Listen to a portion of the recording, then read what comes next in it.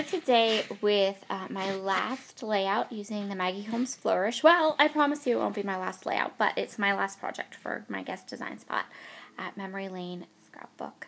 And you can still use my code, probably for at least this coming week, to be able to continue to get 20% off your order. So we're following a sketch this week, and you can play along with this sketch too. This sketch was designed by Heather Little, and you saw it at the beginning of my video. She is Heather's Crafty Life on YouTube. So what you saw me do there was cut my paper wrong, and I had to go back into my stash and grab another sheet. Because I don't have any of the 12 by 12 Flourish papers, I used some of my rather large and extensive Maggie Holmes collection and pulled an older sheet from Confetti out to use as my background. And then I'm going to continue to build the layout. So the sketch that I'm using, you can play along with this sketch too. You can find it in the Memory Lane Scrapbook group. And if you play along and link up your layout to the thread before March 31st, you have a chance to win a $10 gift certificate to the shop. How cool is that? So I'm using my 6x6 and 6x8 paper pads to create the layers for the sketch. And what I'm doing is I am going to go ahead and cut these two sheets apart and then kind of fill in all the gaps with my last paper. And that's going to be this one. So what I'm doing here is I'm just creating my layers with these smaller size papers. I find this to be super easy, and also I think, and this might be the best part of it, is you're not cutting into large sheets of paper. The more that I scrapbook, the less I like 12 by 12. It's sad but true. The less I like 12 by 12 sheets of paper. I do still like 12 by 12 layouts, but even on my 12 by 12 layouts, I would prefer to just use some white cardstock or a grid paper, ledger paper, something like that, and then use smaller size papers on the rest of my layout. So I decided that I wanted to back my photo with a darker color. So what I did was I pulled this 6x6 pad and I grabbed this camera paper. You saw me kind of audition a couple other papers, just trying to find maybe a scrap that was big enough, and this was pretty much I was forced to kind of cut into this sheet of paper. So my photo is 3.5 by 5.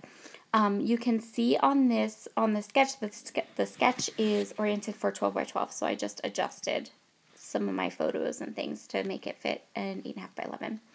And now we're going to gild. I love these gilding flakes, and I'm just going to show you a little bit of my process. I tried to make this not messy. I knew I wanted to put gilding on all of these background papers, and I was trying really hard to not make my fingers a mess and not make everything a mess.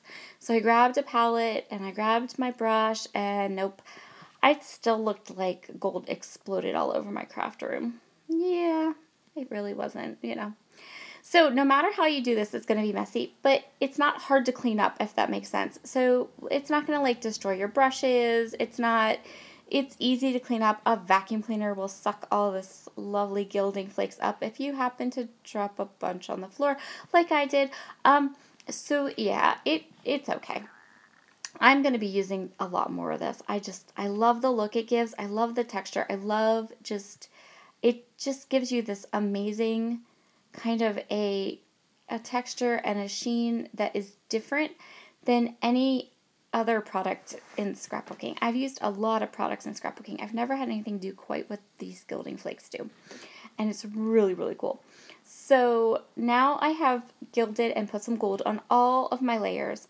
I'm going to use my T-square ruler to make sure that everything lines up okay, because the way I want to set this up is so that it looks as though these papers are the large size. And so I'm going to just use my T-square ruler to get everything nice and straight. And I'm going to adhere down all of these different layers. Here's my last one. And then we can kind of work on titling and a little bit of embellishments and go from there. So the next thing I'm going to do is work on my title. And this lovely vellum is from one of the ephemera packs. And I'm just going to tack it down with some wet glue. And then I'm also going to grab the stickers, not the puffy ones, those. And I'm going to create my title to be Lovely Sisters. And I'm just going to take this vellum, and what I'm going to do is I'm going to take some Scotch Quick Dry adhesive, and you're going to see here, I'm just going to put it on just little spots around this vellum title because I want the vellum to kind of lift and do its lovely vellum thing. And the best way to do that is to just tack it down with the Scotch Quick Dry. And the Scotch Quick Dry dries completely clear, so you can't even tell it's there. Now I'm going to use these lovely gold letter stickers, and I'm going to spell out sisters because these are all of my sisters and I. My brother's not in the photo. This is just my sisters. And so I'm going to spell out the title, Lovely Sisters.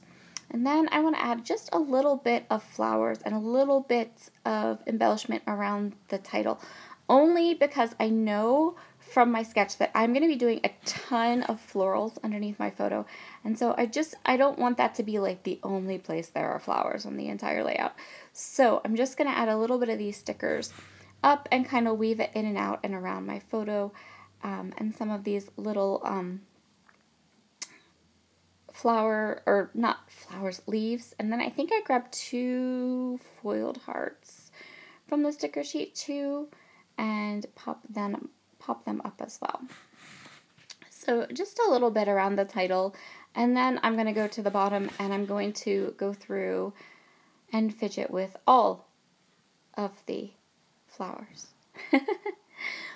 And I think one of these hearts is gold and one of these is rose gold, but it's okay because a couple of the other elements in this collection and on this layout are rose gold too.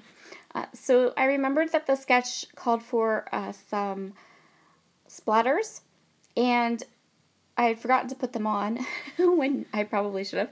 So I'm just going to use the back of that sticker pack and finish those florals up. Not florals, splatters. Oh well. So now we are on the great ephemera search. I flipped through this package of ephemera so many times because these packages of ephemera are huge. They are giant. I really believe you could just buy these ephemera packs and create a bunch of layouts with just some white cardstock and the ephemera packs. And it's just gorgeous. So one is all flowers, and I'm just trying to decide which flowers I want. And I fidgeted so much. I took so much stuff. I edited out a whole bunch of me just like flicking through those die cuts till I could figure out what combination of flowers I wanted to use.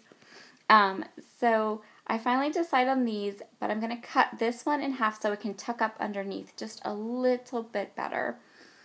And I just want to make sure that all of these flowers are peeking out from underneath the photo, like the sketch calls for.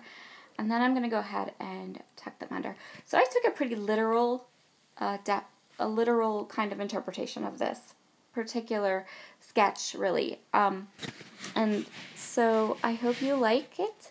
And please swing by the Memory Lane Facebook group to check out this sketch and create a layout of your own.